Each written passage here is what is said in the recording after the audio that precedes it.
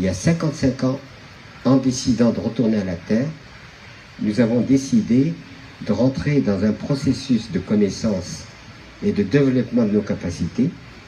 Et sans ce développement des capacités manuelles, intellectuelles bien sûr, etc., eh bien jamais nous ne serions arrivés à nous installer dans un lieu dont personne ne voulait et sur lequel nous avons mis au monde 5 enfants qui vont tous bien, avec une dominante centrale, la musique.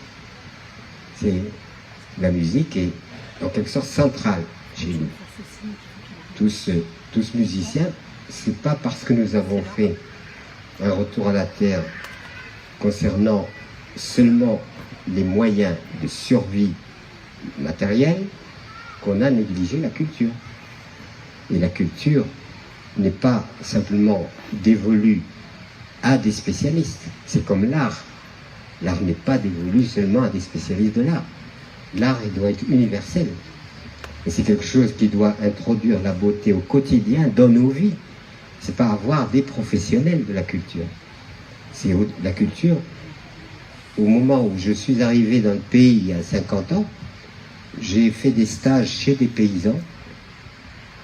Et ces paysans étaient perçus comme des attardés. Quand on n'a pas de diplôme, qu'on n'a pas fait l'école, on est un ignorant. Mais je peux vous assurer qu'ils étaient loin d'être ignorants. Simplement le fait, il y avait un fait, on me signale qu'il faut que j'atterrisse, donc je vais essayer de le faire. On laissera un peu de temps aux questions complémentaires parce qu'il y a tellement de choses à dire et à développer. Eh bien, lisez Pierre Rabhi. Voilà, c'est tout.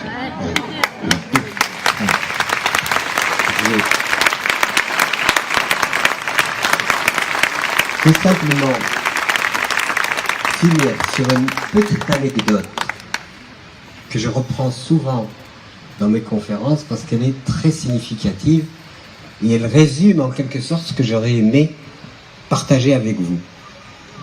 Elle est redondante, je l'ai dit souvent, mais je trouve qu'elle illustre très bien ce que j'ai envie, comment j'ai envie de conclure. Nous habitons dans un lieu magnifique, beau paysage, plein de cailloux. Si vous voulez des cailloux, c'est gratuit, vous pouvez venir en chercher.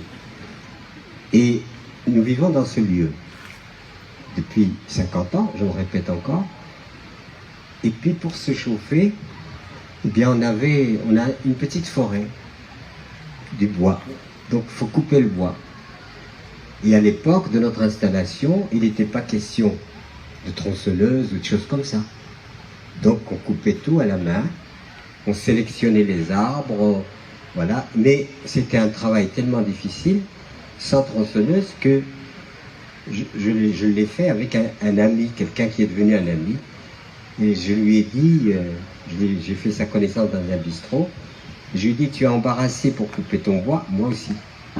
Est-ce qu'on ne pourrait pas passer une convention? Je vais t'aider à couper ton bois et je te donne 1 semaine de travail. Et là, c'est avec des instruments rudimentaires. Hein. Et tu viens m'aider aussi à couper mon bois. On se donne 1 semaine chacun. Et comme ça, on constitue notre stock d'hiver. Donc, je vais chez lui, je travaille avec lui. Et puis, c'est mon tour de le recevoir. Et je vais sélectionner quelques arbres dans notre petite forêt pour préparer le bois de l'hiver. On travaille toute la journée, sans le bruit.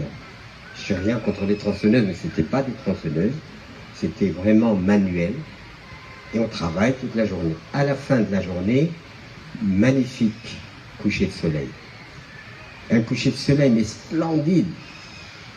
Et je me dis, quelle récompense on a. C'est extraordinaire.